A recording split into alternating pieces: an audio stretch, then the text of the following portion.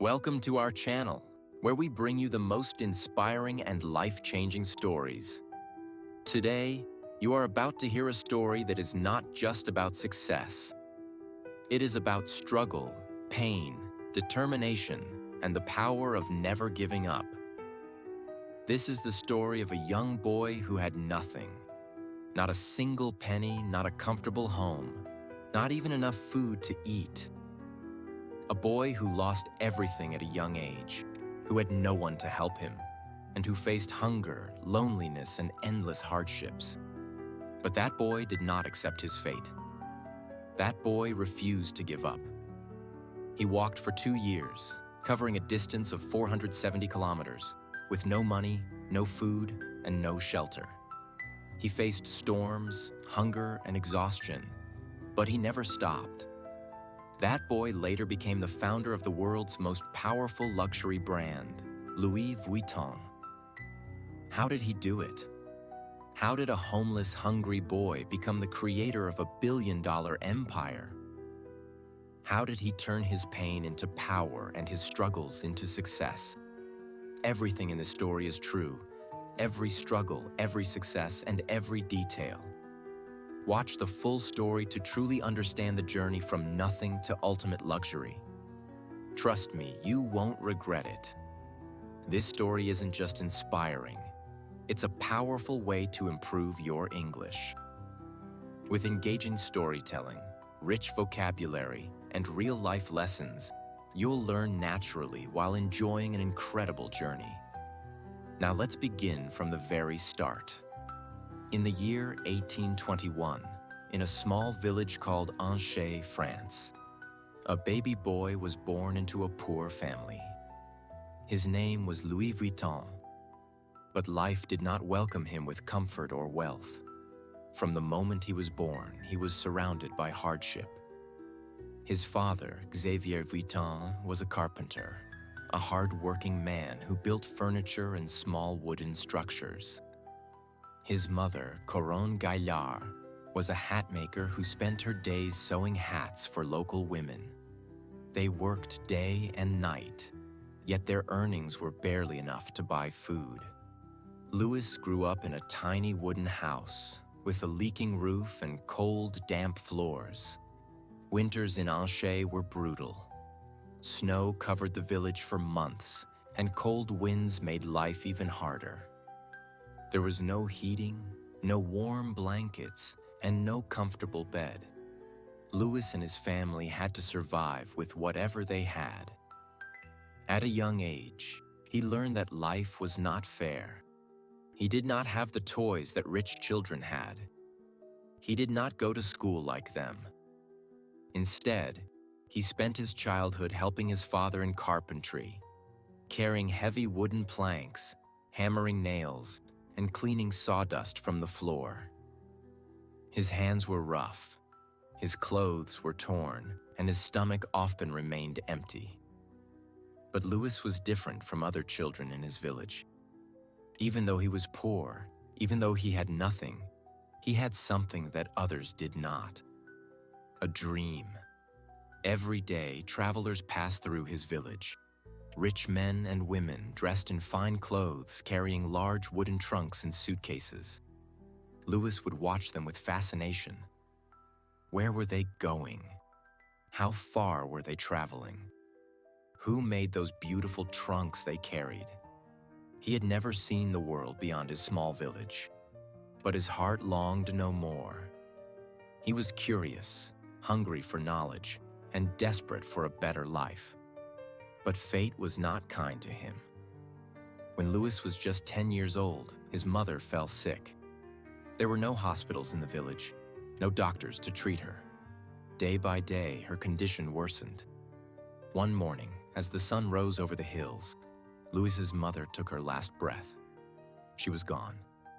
Louis stood by her grave, silent, unable to cry. His world had fallen apart. His father, broken by grief, became distant and cold. He no longer had the strength to take care of Louis. For the first time, Louis felt completely alone. But in that moment of pain, he made a decision. He would not stay in this village forever. He would not accept a life of poverty. He would leave. He would chase his dream. But how?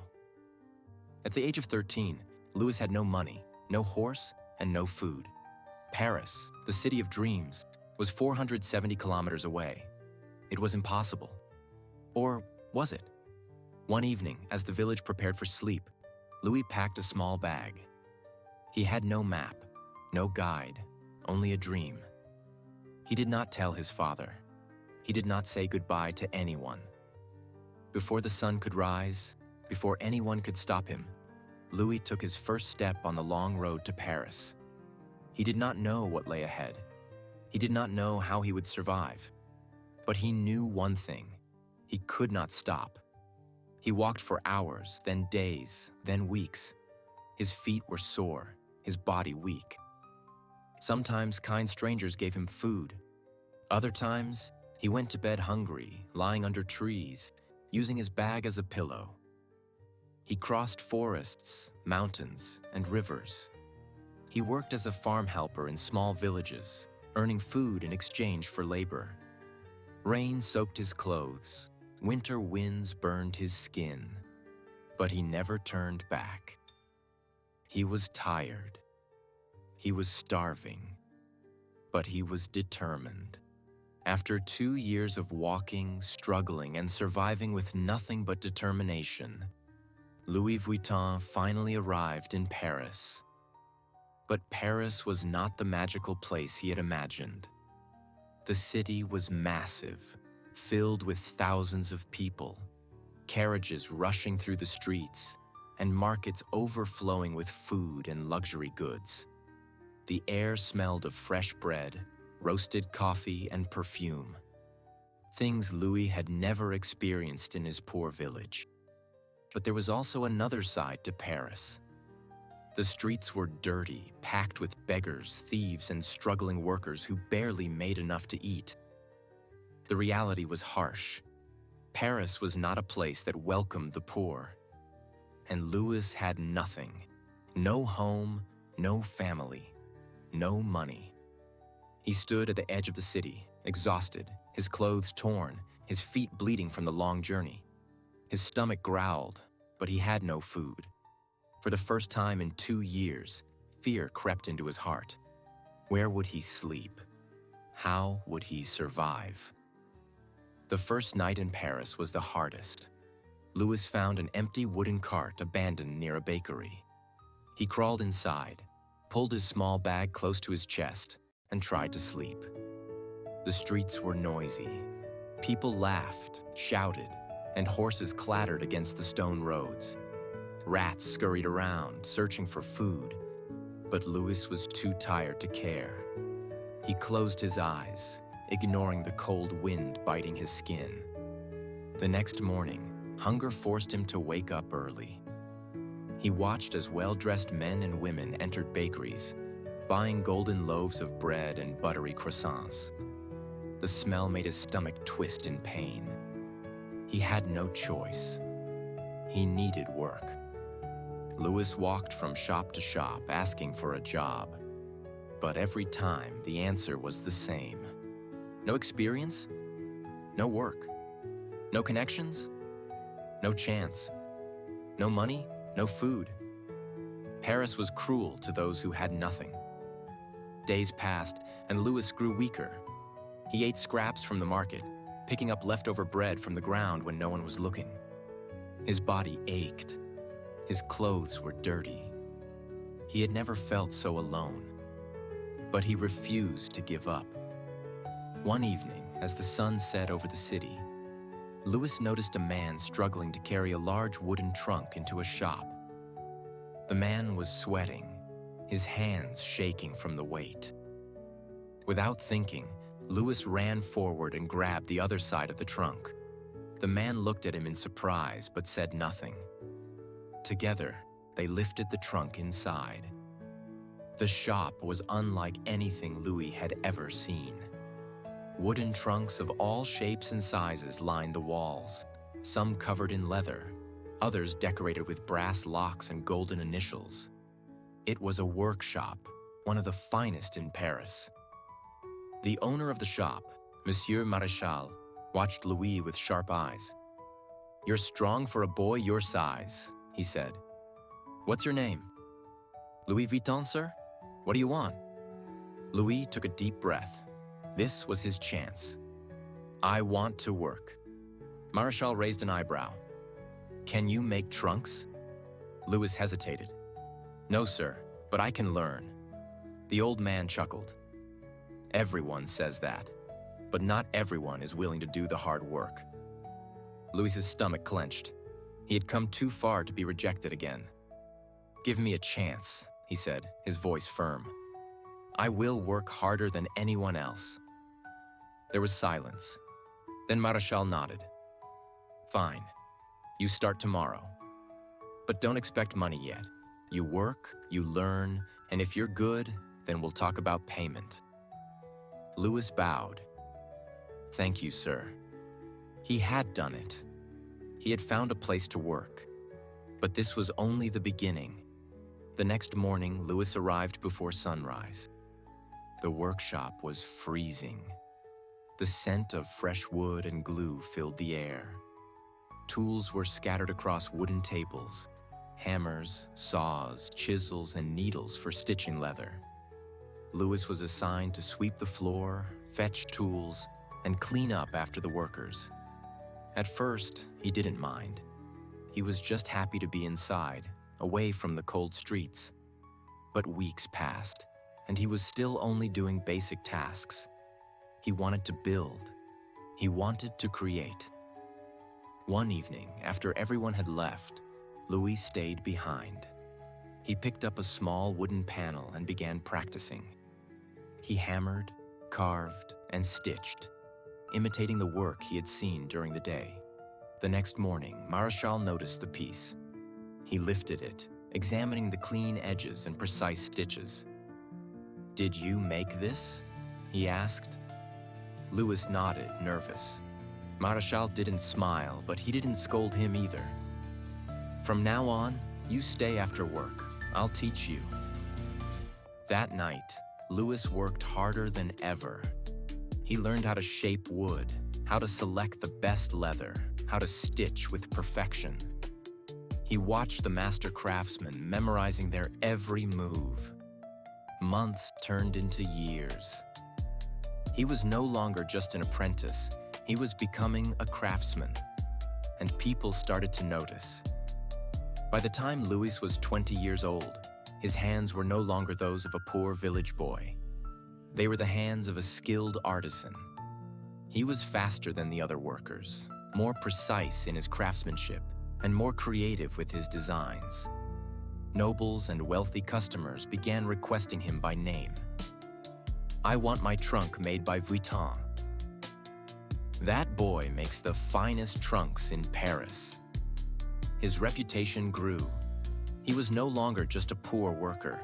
He was someone valuable. One day, a woman entered the shop. She was elegant, wearing a luxurious silk gown and a pearl necklace. But it was her name that changed everything. She was Empress Eugénie, the wife of Napoleon III, the ruler of France. She was not just another wealthy customer. She was royalty. Her silk gown shimmered under the golden chandeliers of the workshop. Her diamond earrings sparkled as she glanced around, unimpressed by the ordinary trunks lining the walls. But when her gaze fell upon Louis, her sharp eyes narrowed. "Are you the young craftsman they call Vuitton?" she asked, her voice smooth but commanding. Louis swallowed hard. He had worked for years, perfecting his skills, but nothing had prepared him for this moment. "Yes, Your Majesty," he replied, bowing slightly. She studied him for a moment, then turned to Monsieur Maréchal, the workshop's owner. "I need a trunk, but not just any trunk," she said. "I travel often, and my trunks are too heavy, too impractical. I want something elegant yet functional, something no one has ever seen before." Louis's mind raced. This was his chance. If he impressed the Empress, his name would spread through the entire country. But if he failed, he would lose everything. Louis had seen the problems with traditional trunks. Back then, travel trunks were bulky, round-topped, and difficult to stack. They were covered in thick leather, making them heavy and impractical. Most importantly, they were not designed for modern travel. But Louis had an idea, something that had never been done before. He stepped forward, his hands slightly trembling. "Your Majesty, what if I create a trunk that is light, elegant, and stackable?" he said. "A flat-topped trunk, covered in waterproof canvas instead of leather. It will be durable, easy to carry, and perfect for your travels." Silence filled the room. Marechal looked at Louis as if he had lost his mind. No one had ever dared to change the traditional design of a trunk. But Empress Eugénie tilted her head, intrigued. "A flat-topped trunk? Canvas instead of leather?" she repeated. "That is interesting. Can you do it?" Louis's heart pounded. "Yes, Your Majesty. I will create a trunk unlike any other." A small smile played on her lips. "Then do it, Vuitton. Impress me." For weeks, Louis worked day and night. He knew this was his moment to prove himself, not just to the Empress, but to the entire world. First, he designed the frame. Instead of using the usual thick, heavy wood, he chose poplar wood, which was lightweight yet strong. Next, he replaced the traditional rounded top with a flat surface. This simple change allowed trunks to be stacked neatly, making them perfect for long journeys. But the biggest innovation was the material. Instead of using leather, Louis experimented with a waterproof try-on canvas, a light gray, durable fabric that resisted moisture and stains. It was unlike anything seen before. Days turned into weeks. Louis barely slept. His hands were covered in cuts and glue. He skipped meals, too focused on making the perfect trunk. When the final piece was ready, it was breathtaking. The canvas shimmered under the light, smooth and elegant. The brass locks gleamed, securing the trunk tightly. The craftsmanship was flawless. It was not just a trunk. It was a masterpiece. The day of the presentation arrived. Louis stood in the grand hall of the Empress's palace, his heart pounding. Nobles and high-ranking officials whispered as they glanced at him, unimpressed by the young craftsman in simple clothes. The Empress entered, her gown flowing behind her like water. Her eyes fell on the trunk. For a long moment, she said nothing.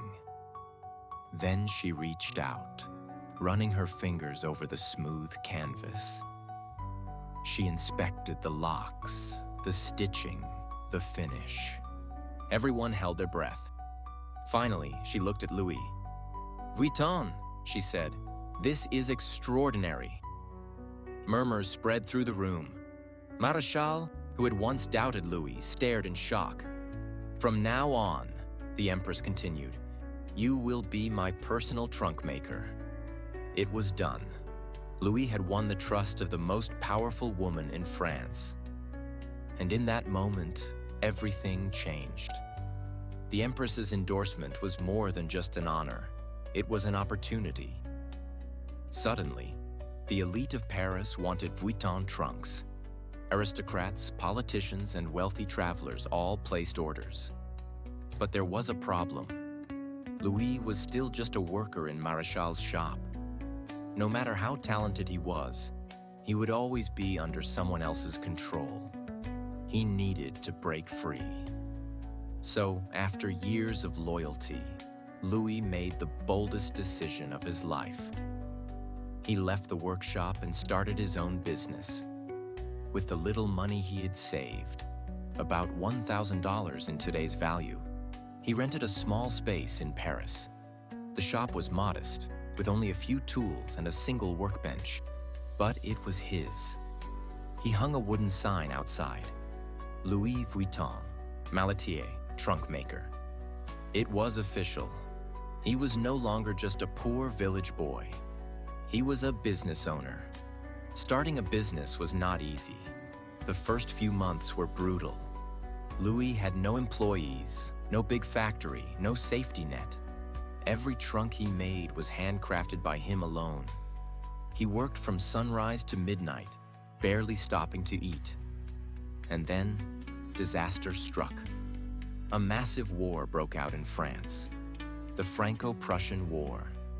The streets of Paris turned into battlefields.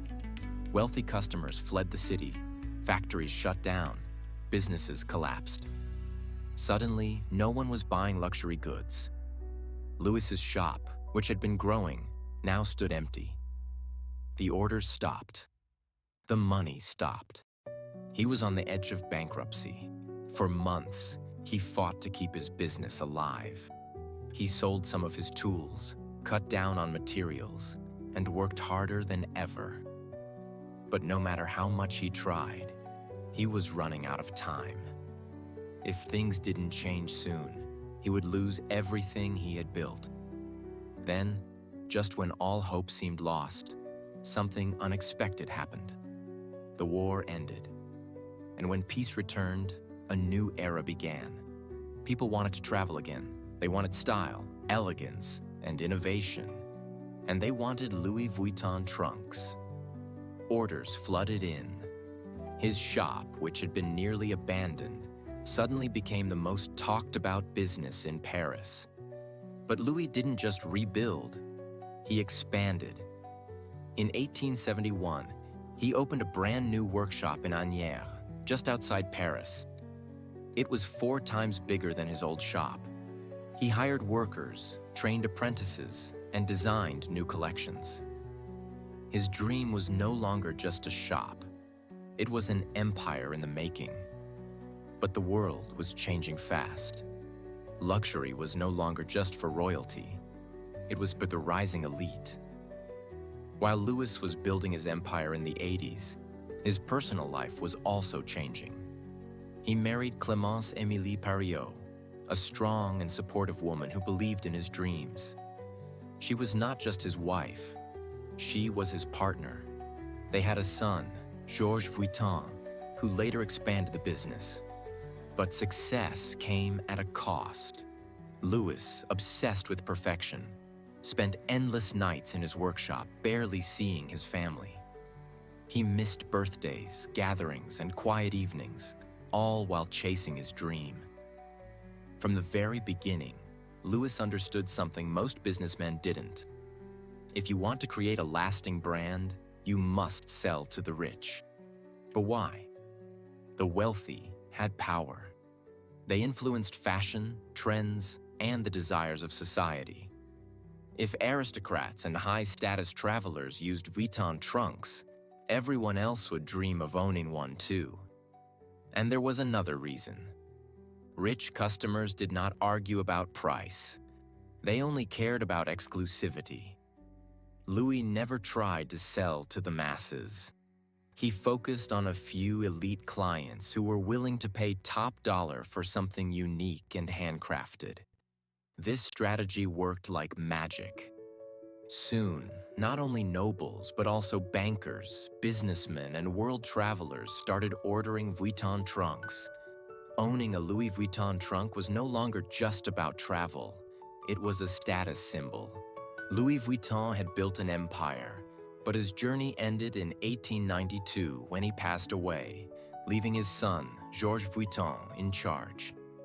Before passing away, Louis called Georges to his side and gave him one final lesson. Never sell cheap, never sell to the masses. Our name must always stand for the best. If the world changes, we must change with it, but never lose what makes us special. Georges was young, ambitious, and determined to take his father's vision to new heights. He expanded Louis Vuitton beyond travel trunks, introducing handbags, cutlery bags, and luxury minibars that changed the world of high fashion. As his business grew, copycats appeared. Cheap imitations of his designs started flooding the market. Customers were being tricked into buying fake Vuitton trunks. Louis knew he had to protect his brand. He introduced the LV monogram in 1896 to stop counterfeits, making Louis Vuitton a name that only the wealthy could afford. Under Georges, the brand didn't just survive, it dominated the luxury market. But nothing lasts forever. Georges was aging. The empire was growing too big for one man. The world was changing fast. Automobiles, airplanes, and a new era of fashion were emerging. For decades, Georges had worked endlessly to expand the Louis Vuitton brand. He introduced leather handbags and accessories that became a status symbol. He opened stores internationally, making Louis Vuitton a global name. He protected the brand's exclusivity, ensuring that LV remained a luxury reserved for the elite. But in the 1930s, Georges faced his greatest challenge yet. His health began to fail. Years of stress, constant innovation, and global expansion had taken a toll on his body. By 1936, Georges Vuitton passed away, marking the end of an era. The question now was, who would continue the empire? This was when Gaston Louis Vuitton, Georges' son, stepped forward. Gaston Louis Vuitton had grown up surrounded by luxury, design, and craftsmanship. From a young age, he had watched his father expand the brand, and now it was his turn. But the world was different now. The Great Depression, 1929 to 1939, had destroyed businesses worldwide. The rise of automobiles and airplanes meant that traditional travel trunks were losing their importance. The fashion industry was changing.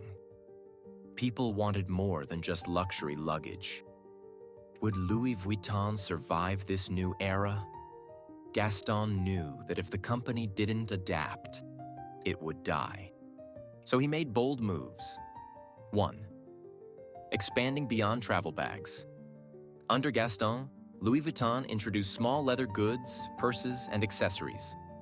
2. Creating luxury handbags.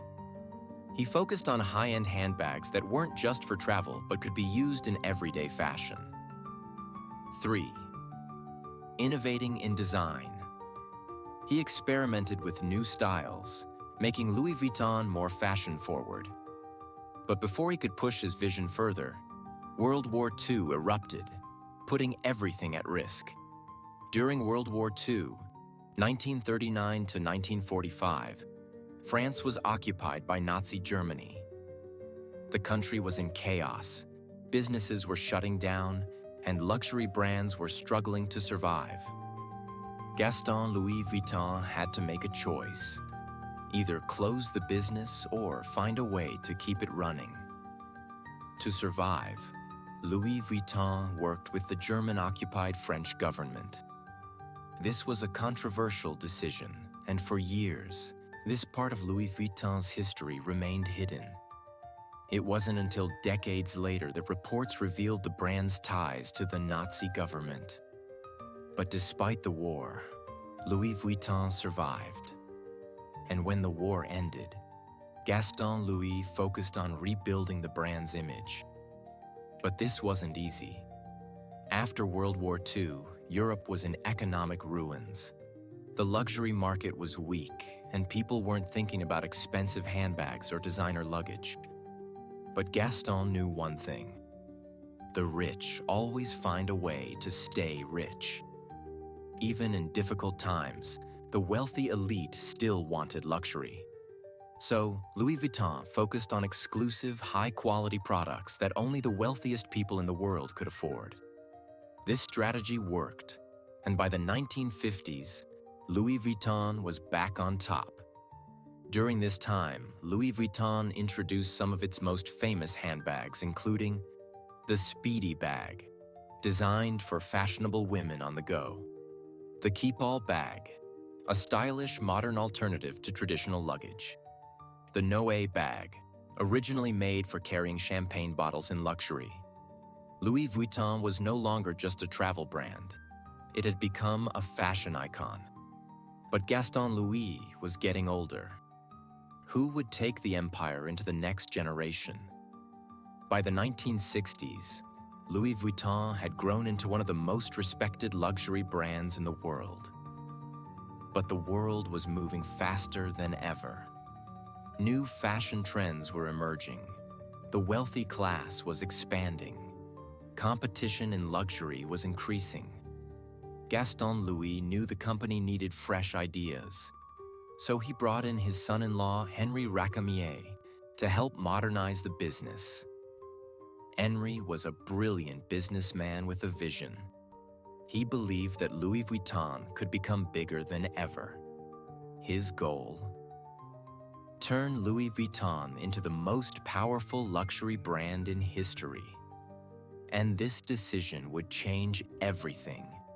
By the late 1970s and early 1980s, Louis Vuitton was already an established luxury brand, known for its exclusive luggage, handbags, and accessories.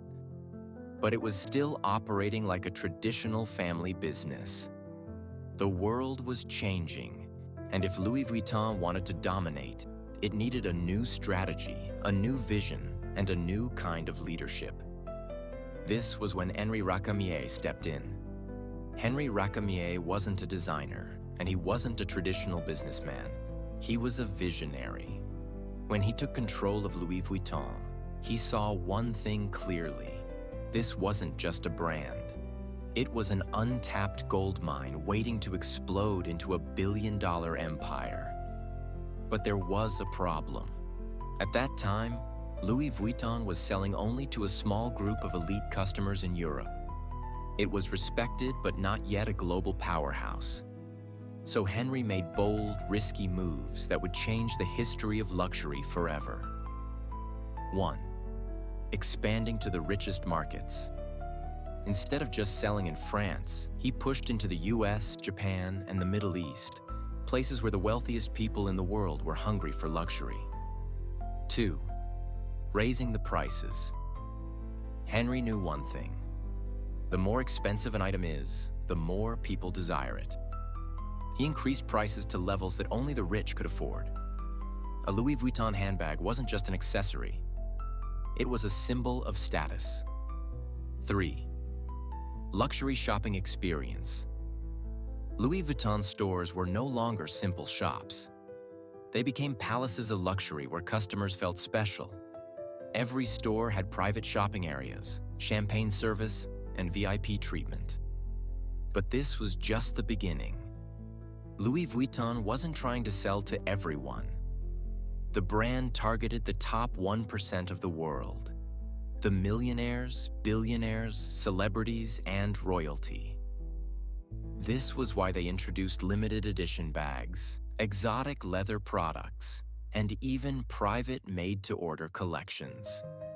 Some of the most exclusive Louis Vuitton products included crocodile skin handbags. Some LV bags are made from real crocodile leather, which makes them extremely rare and expensive. Prices for these bags start at $50,000 and can go up to $100,000 or more. Python and ostrich skin bags. These bags are handcrafted using python, ostrich, and other exotic skins, making them not just accessories but collector's items. Custom mini bars and cutlery bags. Louis Vuitton even introduced luxury mini bars and cutlery bags for the ultra-rich, designed to be used in private jets and yachts. These items could cost hundreds of thousands of dollars. Unzippable travel trunks. One of the most iconic LV products is the custom-made travel trunk, which can cost up to $500,000 depending on the customization. But there was one problem. When a brand becomes too exclusive, counterfeiters start trying to copy it. As Louis Vuitton's popularity grew, fake LV bags flooded the market. In the 1980s, knockoff versions of Louis Vuitton handbags were being sold on the streets of Paris, New York, and Tokyo. This was a huge threat to the brand's image. If everyone had a Louis Vuitton bag, it wouldn't be special anymore. So Henri Racamier launched one of the biggest anti-counterfeiting campaigns in history. Louis Vuitton hired special teams of investigators to track down and shut down counterfeit factories. They worked with governments to pass strict anti-counterfeiting laws. They introduced special security features in their products to make them harder to fake. But Henri knew that to truly dominate the market, Louis Vuitton needed to become more than just a luggage brand. So he made a historic move. In 1987, Henri Racamier made a game-changing decision. He merged Louis Vuitton with Moet & Chandon, a luxury champagne brand, and Hennessy, a premium cognac brand, to create LVMH, Louis Vuitton Moet Hennessy. This was brilliant because now Louis Vuitton wasn't just a fashion house, it was part of the world's biggest luxury group. With this merger, LVMH controlled dozens of luxury brands, expanded into fashion, jewelry, cosmetics, and alcohol, became the richest luxury company in the world. But Henri Racamier didn't get to enjoy his empire for long. As LVMH grew, a new player entered the scene, a young businessman named Bernard Arnault. Arnault was hungry for power. He saw that LVMH was a golden opportunity, and he wanted to take control. In 1989, he used aggressive business tactics to push Henri Racamier out and took full control of LVMH. This move was controversial, but it made Bernard Arnault the most powerful man in luxury fashion. Once he had full control, Bernard Arnault transformed LVMH into a financial powerhouse. He expanded into new markets like China, Russia, and India. He bought luxury brands like Dior, Givenchy, and Fendi, making LVMH the most powerful fashion group in the world. He introduced super high-end products with prices reaching millions of dollars. Today, under Bernard Arnault, LVMH is worth over $500 billion, making it the richest luxury company in the world. Arnault himself is often ranked as the richest person on earth, with a net worth of over $200 billion.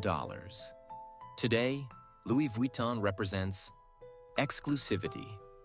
Owning an LV bag means you've made it in life. Luxury craftsmanship. Every Louis Vuitton product is handmade by the best artisans in the world. A status symbol. Whether it's a handbag,